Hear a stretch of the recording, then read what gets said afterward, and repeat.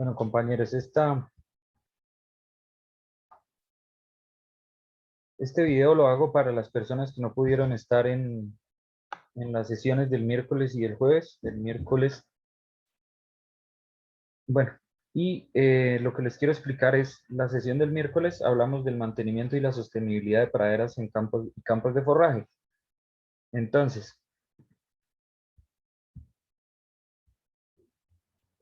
la producción ganadera nos establece que tenemos para el mantenimiento de praderas o para los establecimientos de praderas, sistemas extensivos y sistemas intensivos. Cuando hablamos de sistemas extensivos, la pradera deja de ser un área de carga para animales, porque hablamos de praderas ya extensivas donde no vamos a manejar los planes de mejoramiento que se utilizan en sistemas intensivos para cargas de animales.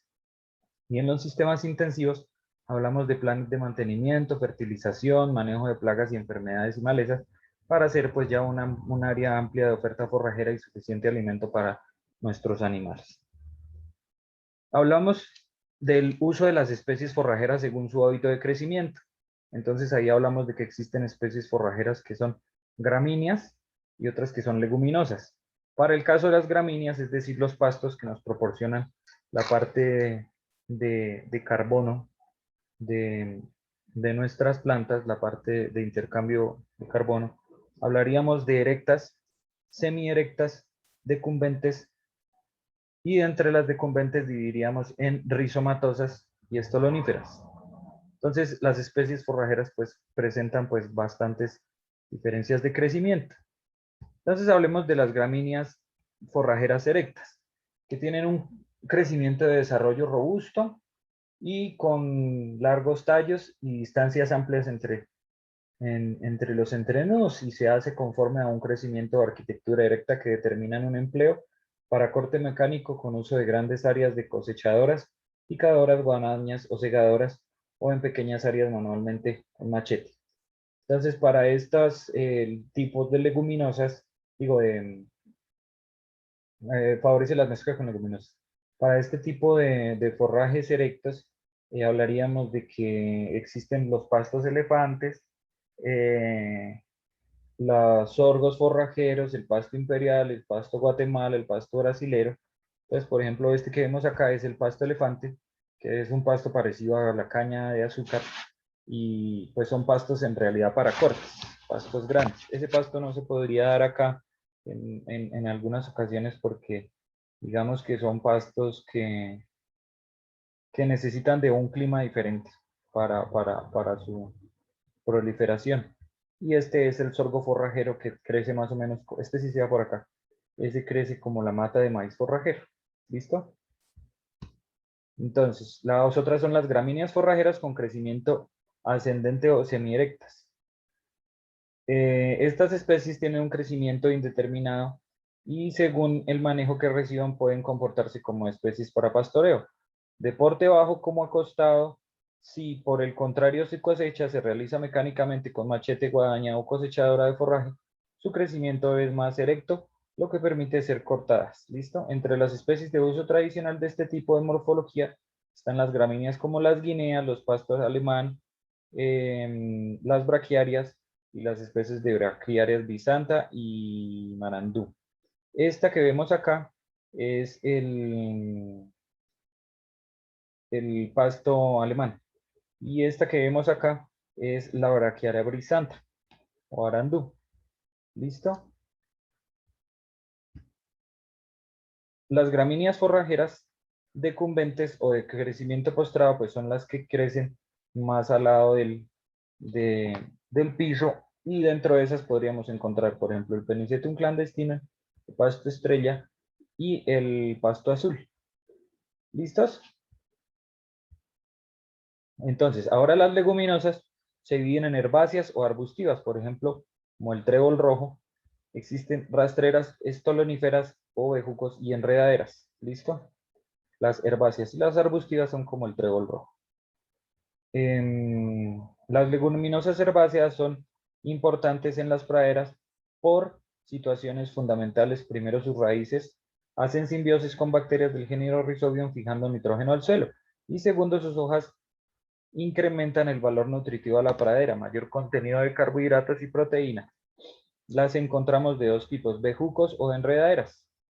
Entonces, por ejemplo, este que están acá a este lado, ya les digo, que son Kudutsu, Cambalia, maní forrajero y Desmoy. Este creo que es el Kudutsu y este es el maní forrajero. ¿Listos? Ahora, otras que encontramos acá son las leguminosas arbustivas, que son ya más leñosas, de porte mediano o alto, y sus hojas y ramas tiernas son usadas para hacer concentrados, para corte, acarreo como consumo fresco, y algunas tienen un valor medicinal, como bancos de proteína, como barreras y cercas vivas, y entre las más usadas encontramos el matarratón, que es este que está acá, y esta que se llama la leucaena. Esta que está acá que se llama la leucaena. ¿Listos? Entonces, ahora, los requerimientos nutricionales para las especies forrajeras pues varían entre los minerales mayores y los minerales menores y los elementos menores que pueden estar ahí implícitos dentro de los requerimientos nutricionales que necesita cada especie forrajera. Como ya habíamos hablado antes, pues esas especies eh, forrajeras pues van a tomar esas necesidades nutricionales directamente del suelo. Entonces esos nutrientes son el nitrógeno, el fósforo, el potasio, el calcio, el magnesio y el azufre. Entonces son 17 elementos esenciales para la óptima nutrición y de estos elementos capaces de sintetizar todos los compuestos necesitan 14 de estos elementos. Son suministrados por minerales del suelo y los otros restantes, carbono, oxígeno e hidrógeno, pues son suministrados por el aire y por el agua. ¿Listos? Entonces, eh, es necesario pues saber que los requerimientos de los elementos esenciales para las plantas hacen referencias a tres aspectos fundamentales. Uno que es la carencia de los elementos menores, de los elementos esenciales que provoca problemas metabólicos en las plantas. La falta de elementos esenciales pues induce un ciclo vital incompleto y cada elemento esencial pues cumple funciones específicas.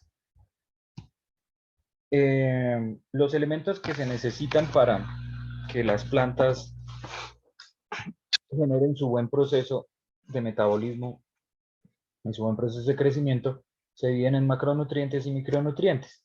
Los macronutrientes son elementos mayores y elementos secundarios. Dentro de los mayores se encuentra el nitrógeno, el fósforo, el potasio, el carbono y el oxígeno que dependen del aire y el hidrógeno que depende directamente del agua. Y los elementos secundarios serían el calcio, el magnesio y el azufre.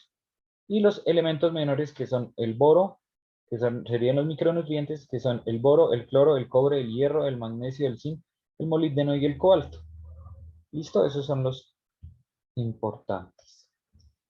Entonces, ya hablaríamos de los tipos de fertilizantes.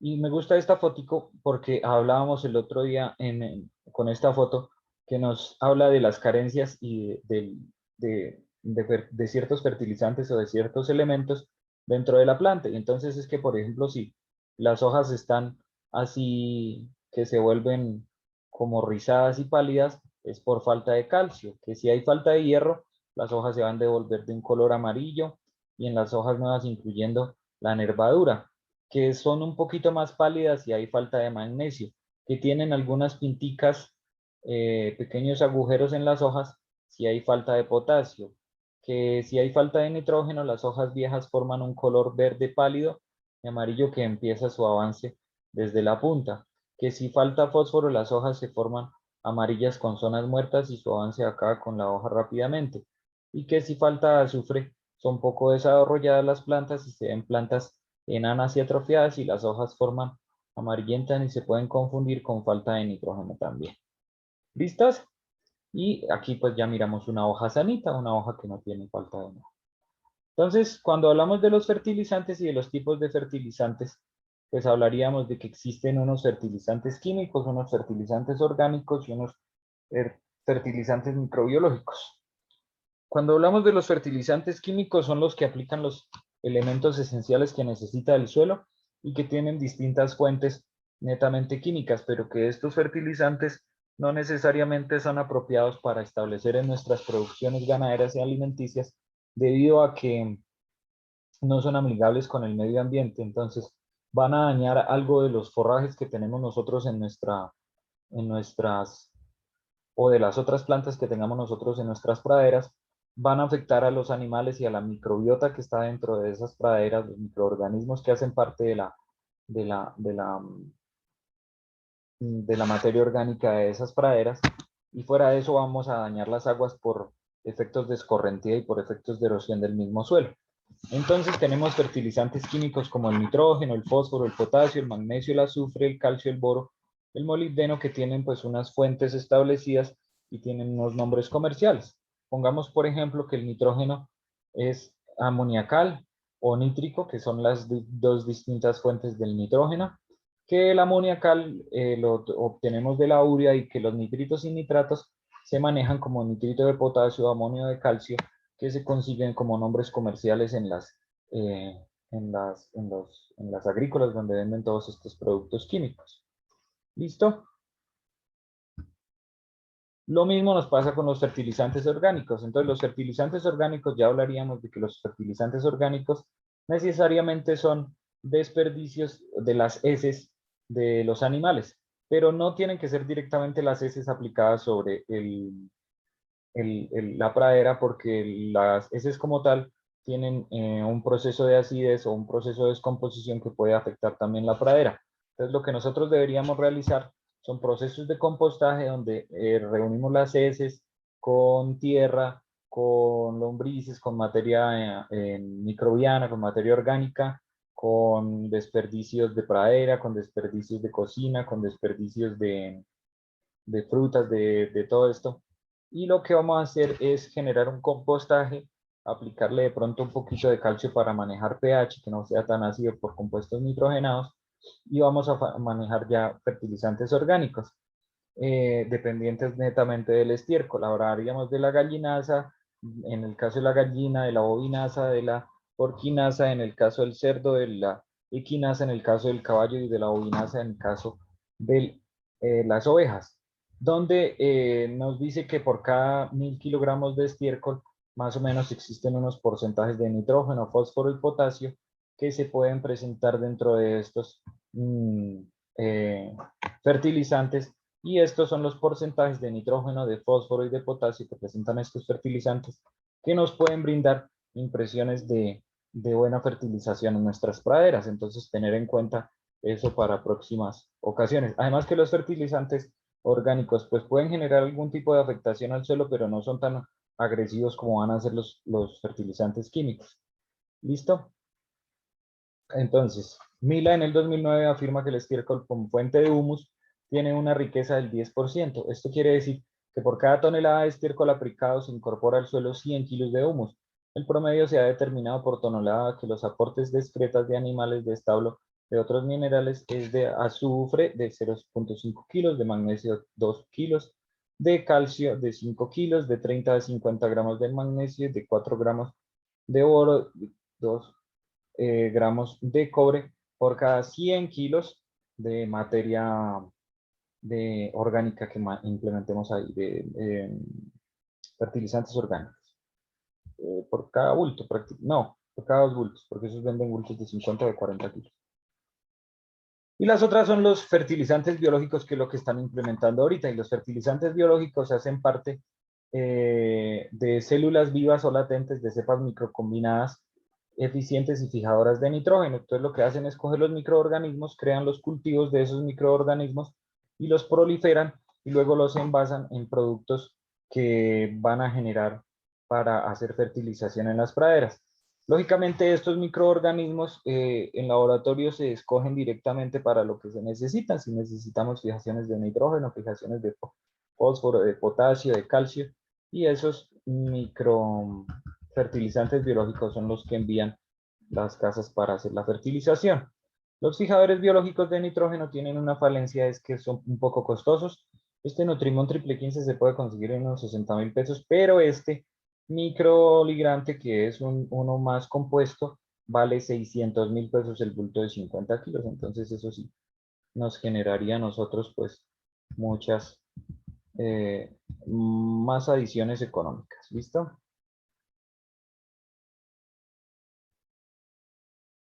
Bueno.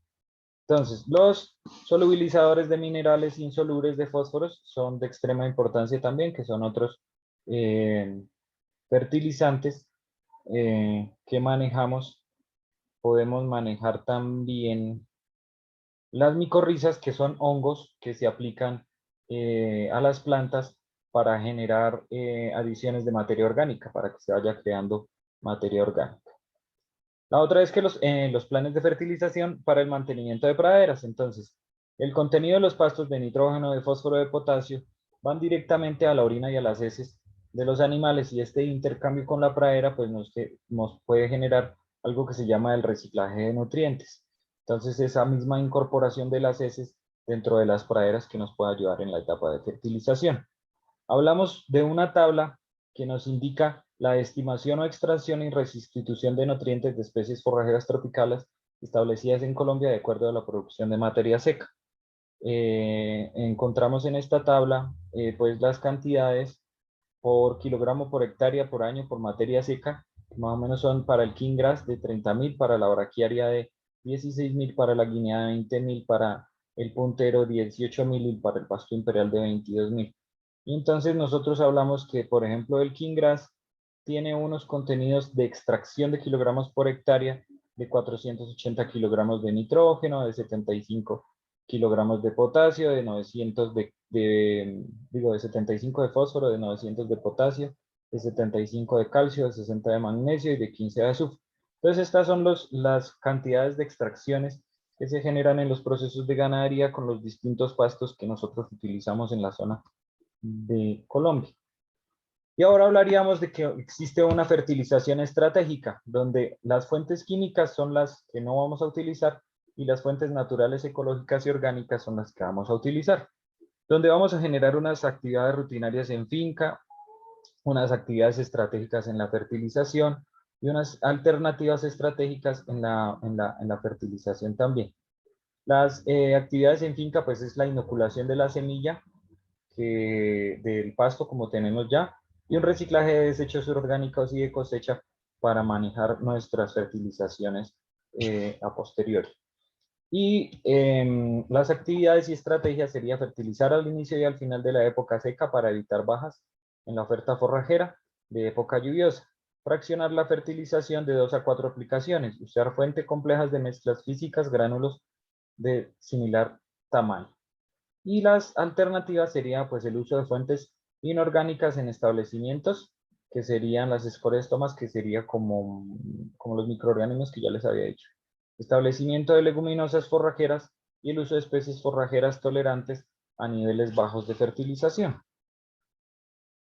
El manejo integrado de insectos y de plagas, porque existen muchísimas plagas que nos pueden afectar a nuestras praderas, y tenemos aquí algunos ejemplos de insectos y de plagas que afectan a nuestras praderas, que los hablamos y los nombramos en clase. Ustedes pueden investigar cuáles son y cuál es ese manejo integrado de las plagas sin que sea un manejo químico, sino que más bien sea un manejo agresivo contra las plantas con otros componentes orgánicos que no vayan a ser químicos. ¿Listo?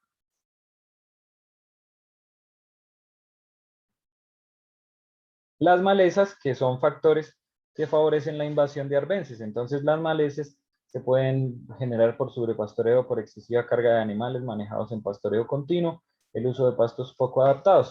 Entonces, las malezas son como esas diferentes planticas que se van ingresando a la pradera en momentos que nosotros no realizamos un buen pastoreo. Entonces, cuando realizamos, por ejemplo, pastoreos continuos, los animales van a generar ciertos pisoteos o van a sobrecosechar los pastos, o va a haber un subpastoreo o un sobrepastoreo que va a permitir que la proliferación de arbences o de hierbas que no se van a manejar, que no van a funcionar para nuestras praderas. ¿Listo? Entonces lo que tenemos que hacer es el manejo de las malezas mediante procesos mecánicos mediante procesos biológicos, mediante la prevención de todos estos tipos de arbences, la erradicación y el control de las praderas. ¿Listos? Eso fue lo que manejamos más o menos el día miércoles. Muchas gracias, compañeros.